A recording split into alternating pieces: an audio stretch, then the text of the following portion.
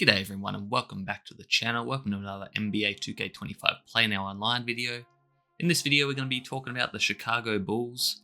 We actually got a decent matchup too. We're going up against Portland, so a couple tier 3 teams. But looking at his record, I'm going to have to be on my toes there. As you see, his most used teams are all tier 3 teams, so shout out to that guy.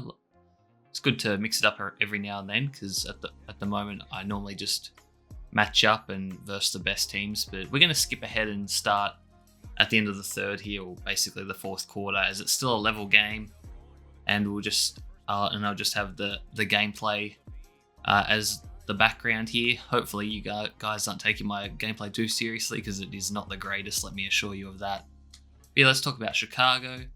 Had an interesting off season, as they made probably the biggest trade so far of the summer, where they brought in Josh Giddey from the Oklahoma City Thunder for Alex Caruso. I think it was just a straight swap.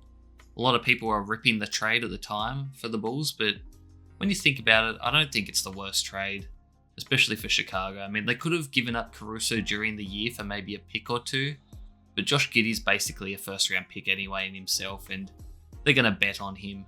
And it's not the worst bet in the world, because Giddey needs the ball, and Chicago could be the opportunity for him to get that. The only thing I worry about is with the emergence of Coby White, and then possibly Zach LaVine coming back, as well as Vucevic. Like, is there going to be enough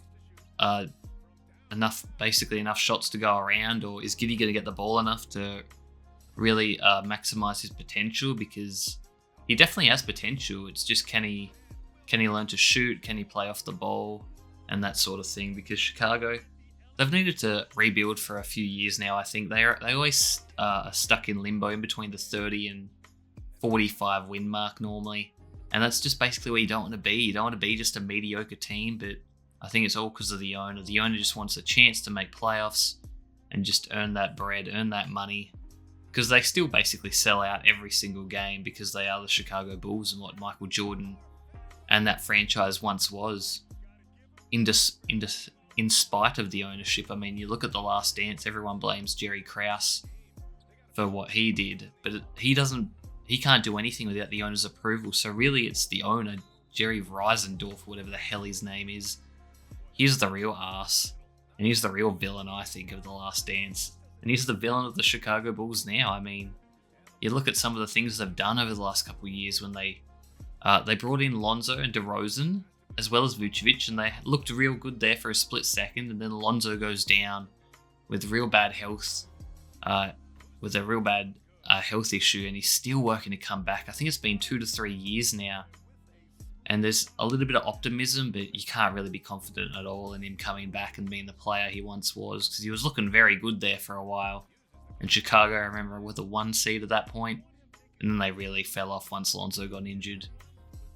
The trade I didn't like for them at all was the Vucevic one. Although it looked good early on, I didn't like it at the time, and it's just aged really badly as well. Gave up Wendell Carter Jr. and a first-round pick to get Vucevic, and I think that was it. There could have even been more they gave away, but that first-round pick ended up being Franz Wagner, who just signed a max contract. Not sure if he's worth a max, but he's a very good player for the Orlando Magic. And I mean, I think a straight-up swap for Wendell Carter, they've already lost. I think Wendell Carter is a better player than Vucevic, and Vucevic now is like 33, and they decided to re-sign him. I don't know what the reason was for that. I mean, I guess they didn't want to lose him for nothing like they did DeRozan. I don't think they got anything for DeRozan. Correct me if I'm wrong. But yeah, they re-signed Vucevic for I think like 20 mil a season, so he could get traded, but I don't really know who'd want him. I mean, who wants a slow old center who doesn't play any defense? And he's not really a great shooter. You'd think he is, but when you look at the stats, he's actually not. So it's a real worrying for Chicago. But if they decide to, trade out the players now and go full rebuild, that's the best thing they can do. I just don't know if they're going to do it. I mean, Vucevic and Torrey Craig, I think, are the only players who are over 30. I don't think anyone's going to give up anything for them. And then they have just a bunch of decent players, as well as Zach LaVine, who should come back this season from his injury, but I think they were trying to ship him for the last year or two, and no one wants him because his contract is so expensive, and you really only want to be paying your best player that that max contract if you think he's good enough to like lead you to a championship, that sort of thing. And Zach LaVine has definitely not proven that yet. I still like him as a player, but just not for his contract. And now that he's having these injuries, that contract's just going to look worse and worse. So yeah, sorry Bulls fans, I don't have much optimism for you. Maybe you can let me know your thoughts down below in the comments. I mean, I'm Australian, so I still have some faith in Giddey. Kobe White had a great season last year. And then you got Patrick Williams, who's still only 23 somehow. It feels like he's been in the league for like 7 years already, but he just signed an extension, I believe. But his stats have been dreadful, but hopefully he can get better this year. I mean, I remember when he was getting compared to Kawhi Leonard at one stage when he first entered the NBA. They were going to call him the Paw to go along with Kawhi Leonard's the Claw, but that definitely has not panned out. His offensive game is just non-existent. I think he's still a decent defender, but yeah, offensively he's just nowhere to be seen. And then they've had some dodgy coaches over the years as well. I can't even remember who their current coach is actually. I think it's oh my god, I forgot his name. The ex-OKC coach, Billy Donovan, I think, is the coach at the moment, but I'm not 100% sure on that. I probably should have checked that before starting this.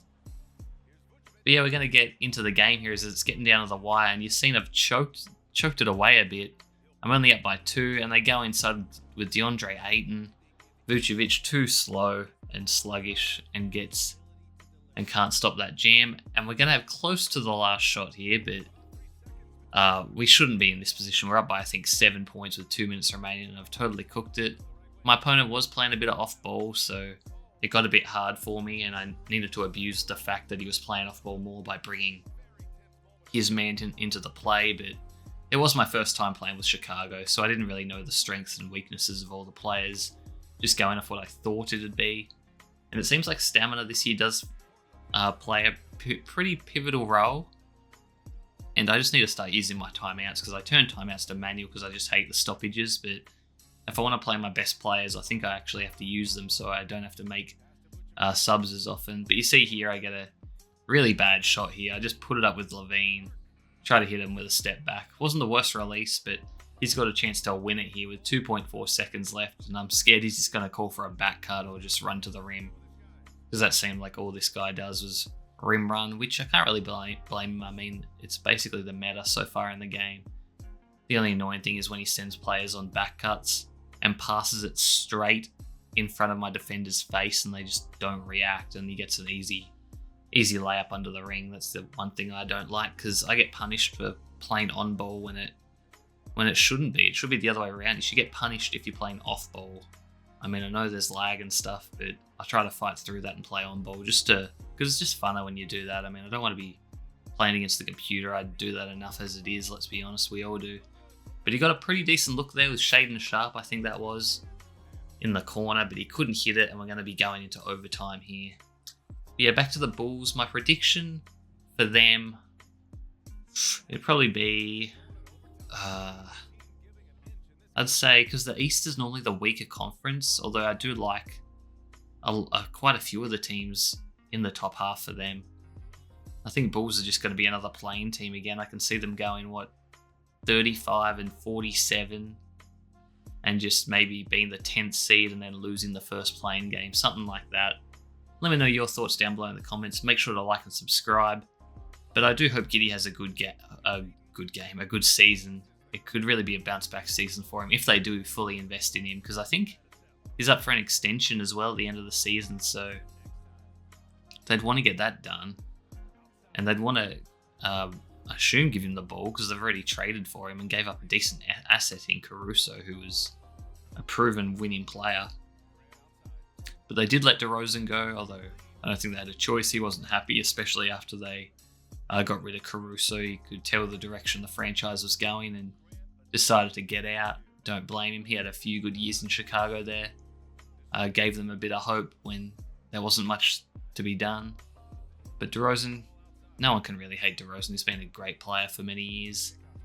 Just wasn't going to take you over the hump, but who knows, in Sacramento that could be different, as he's going to join De'Aaron Fox and Domantas Sabonis over there. So it'd be interesting to see how that group forms and how they do in the season. I'll be sure I'll be using them shortly in an upcoming video. As I said before, let me know what teams you want me to use down below, and let me know all your thoughts and predictions for the upcoming season. And definitely in regards to the Bulls, because I'd love to hear your thoughts on them, because again, I don't see great things on the horizon. I feel like they just have to tank. They just have to go full rebuild mode and let Giddey try to progress. Let Coby White and Patrick Williams try to keep improving. But yeah, I don't see much good stuff on the horizon, but who knows? That's just my prediction. I could be dead wrong. Who knows? Bulls could surprise, make the playoffs. Even win a round, you never know. Weird things happen all the time. As we go inside with a layup there, actually Green timed it, but he swatted me with DeAndre Ayton. And then he goes inside, kicks it back to Ayton, and I'm up by 2 with 1 minute remaining. Can I hold on to the lead? And that's what I'm talking about. He sends the back cut, and my player just lets the pass go straight over his head, and even worse, he gives up the and one. And so now we could be down in this one as Ayton makes the free throws that rolls in. With under a minute remaining, you guys are going to see how this one pans out. As Giddey has a wide open layup, but he decided not to take it, and then he hacks me there with Scoot Henderson. And I was a little worried it was going to be free throws, because I just still am so bad at free throws. It's a real big weakness. Just cannot time it with the lag and the weird meter this year. Not a huge fan. But yeah, Zach LaVine goes inside, pump fakes, kicks it out. Coby White, can he get by Scoot? He can't, but I take it up anyway and I green it, get a bit lucky there. But rim running is OP, so that's what I got to do if I want to try and win. But Scoot goes right back at me, bullies Coby White, and this guy was just dominating me with Scoot. But I didn't really know who to use with the Bulls. I mean, they had Lonzo, who's still a good player in 2K, I feel like, even though he's been injured for many years. And I decided to take that early wide open shot with Vucevic, top of the key. Takes that shot a lot in real life, but I probably shouldn't have shot that with him. And I just mistime it. And that probably cost me the game here, as I have to send him to the free throw line. And this guy was money on his free throws. And was just money with Scoot all game. And he's up by 3 with just under 13 seconds left. And you're going to see for my last shot here what I do. Vucevic, a tiny bit too far out, so I didn't want to take it with him. Patrick Williams, I drive in. And I've got no time remaining. I kick it to Coby. Not the worst look, but it goes in and out. A slightly late release there. And I go down by 3 points. Lose my first game in this Play Now Online series, I guess you'd call it. So at least the pressure's off now. And I can just play for fun or try to play through certain players. But that's going to be it for this one, guys. Thanks for watching. Peace.